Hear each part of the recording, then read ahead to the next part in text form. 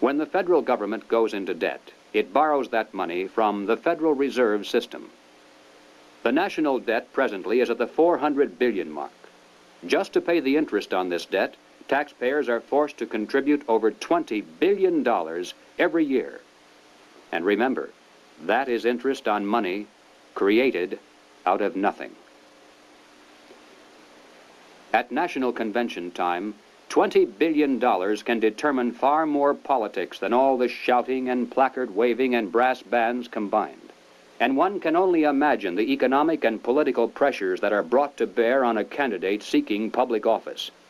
Pressures and commitments to make sure that if elected, the new president will make the correct appointments, not only to the Federal Reserve Board, but also to ambassadorial posts, government agencies, the cabinet, and even the Supreme Court.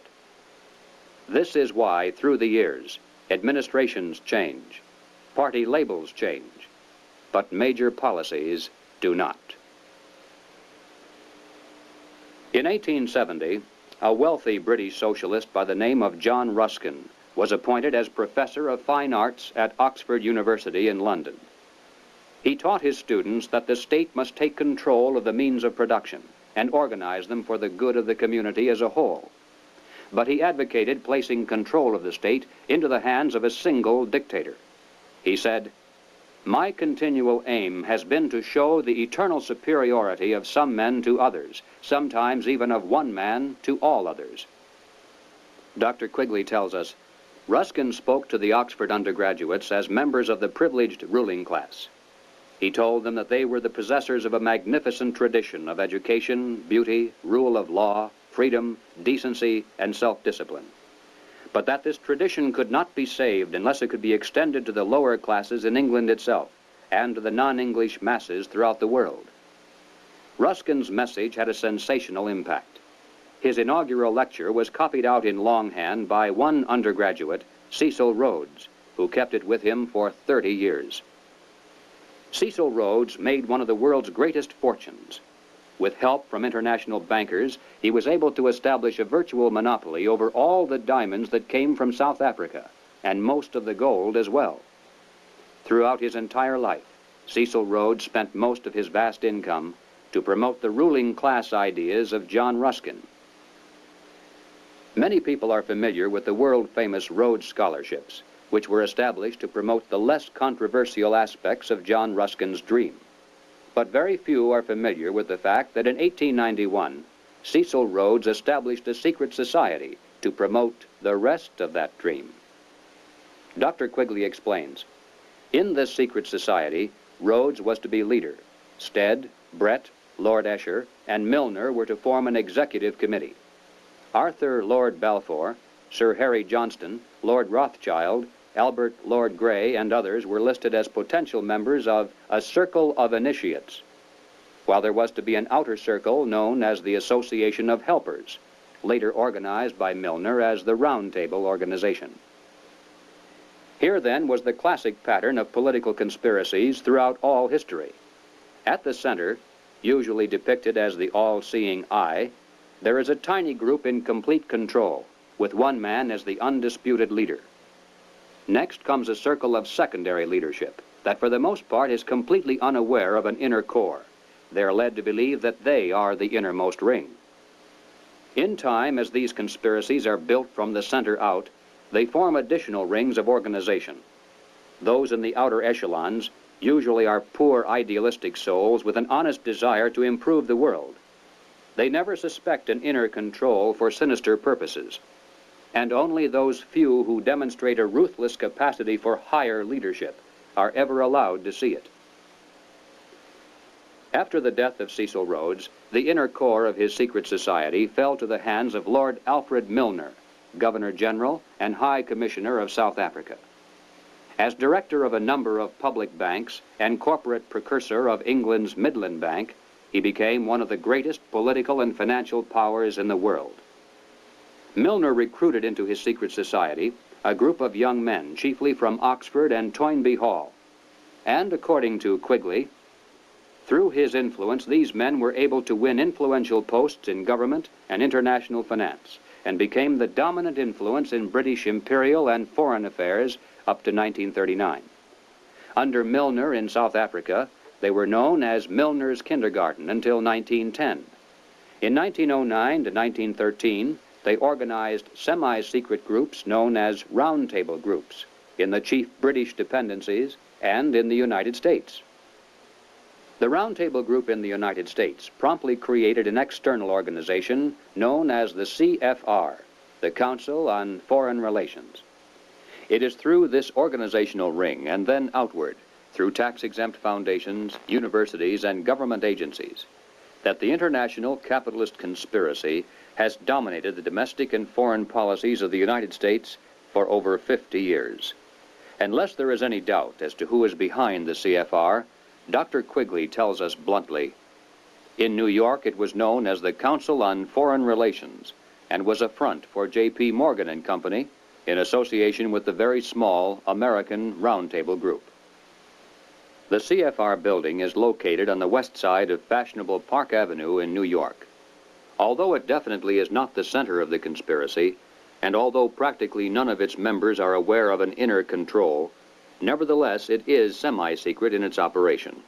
It shuns publicity, and members are sworn not to disclose to the public the proceedings of its conferences and briefings. It has a formal membership of 1,400 elite personalities.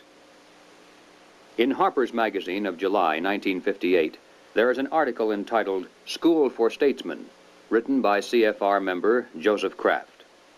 Kraft revealed that one of the chief architects for the CFR was none other than Colonel Edward Mandell House.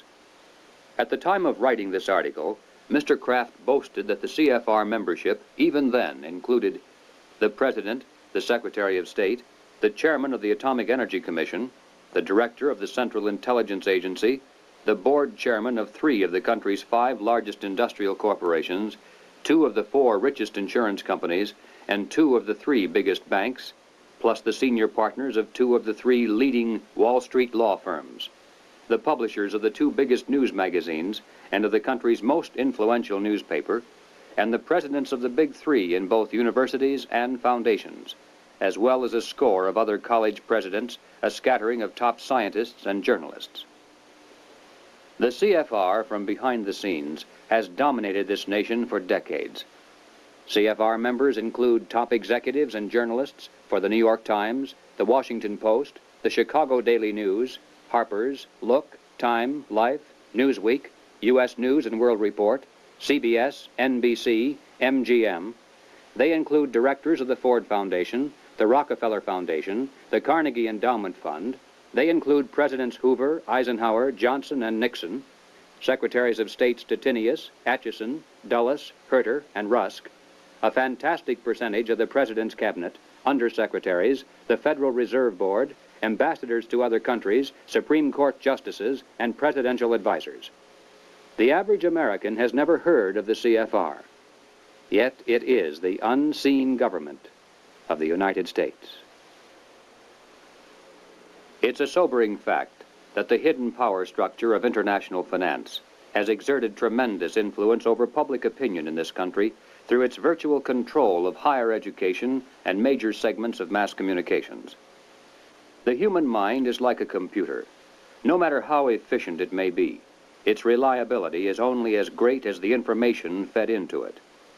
If it is possible to control the input of the human mind, then no matter how intelligent a person may be, it's entirely possible to program what he will think. And yes, it's even possible to program people to laugh at the mere mention of the word conspiracy. Such programming, of course, can work in both directions. While one group has been conditioned not to see any conspiracy at work, another group has been led to believe that communists have been behind practically everything, a position easily made to look ridiculous.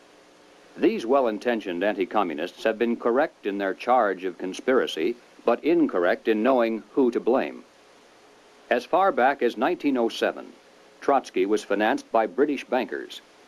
By 1917, the major financing for the communist revolution in Russia was coming through Lord Alfred Milner, the leader of that inner core within the roundtable groups and the CFR.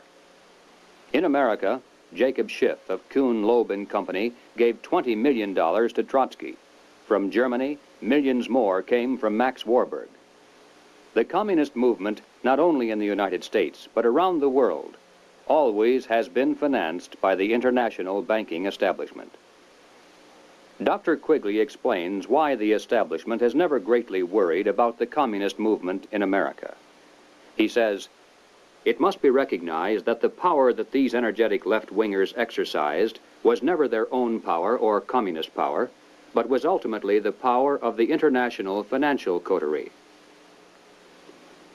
In the 1950s, when the public became aroused over evidence of communist subversion in the federal government, it was a simple expedient to have a promising young congressman from California dramatically expose one communist agent. The establishment press gave it extensive coverage, the public was placated, and the obscure congressman became a national hero almost overnight. But when Congressman Reese of Tennessee began to investigate the link-up between Alger Hiss, the Carnegie Endowment, the Morgan Bank, and the interlocking tax-exempt foundations, the establishment press and the administration moved mightily against him. The pressures were so great that he was forced to abandon his investigation, and no one has dared to try it since. After a man has far more money than he possibly can spend for pleasures, what is left to excite him? For those with a ruling class mentality, the answer is power, raw power over other human beings. Money can buy such power only to a point. Beyond that, politics is the sport, and world politics is the ultimate game. For the purposes of this presentation, we have referred to those in the international power structure as capitalists. But these men are not really capitalists in the classical sense. They are merely rich socialists. They have gained their vast wealth not through honest competition and free enterprise, but by political influence and favoritism, the granting of government protection to eliminate competition, and by gigantic fraud of the money system, backed by government force. These men are striving to create a world superstate, with the expectation that from behind the scenes, they will be the ones who will rule. Not free enterprise capitalism, but big government is the conspiracy's life force. World government is its ultimate goal.